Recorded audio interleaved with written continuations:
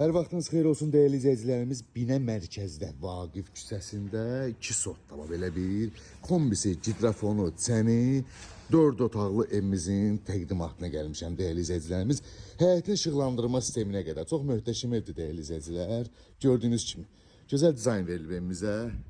Sol tərəf avalla, həyətinə 2 dənə maşın rahatlıqla yerləşir değerli izləyicilərimiz. Dövlət suyu, qazı, işığı, interneti 2 sotda olan belə bir 4 otaqlı ev. Gördüyünüz kimi değerli izləyicilərimiz evimizdə işlər gedir. İstiponlandı. Ümumi evimiz hamısı belə deyib, bütün otaqlar hamısı istiponlandı. Solda mətbəximiz yerləşir, geniş mətbəxdir.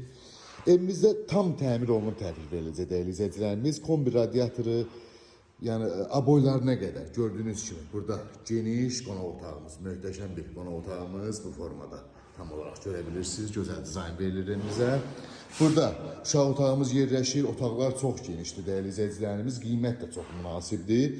Burada değerli izləyicilərimiz gördüyünüz kimi geniş yataq otağı, yəni qonaq otağından seçilməyən geniş yataq otağı 4 bir yəni qoşadaşla tikilib evimiz.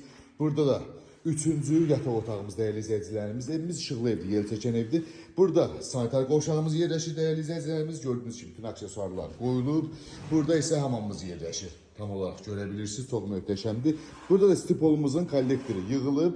Evimizdə hal-hazırda stil sistemi işləyir. Kombi qoşulub. Hal-hazırda evimizdə stil sistemi var.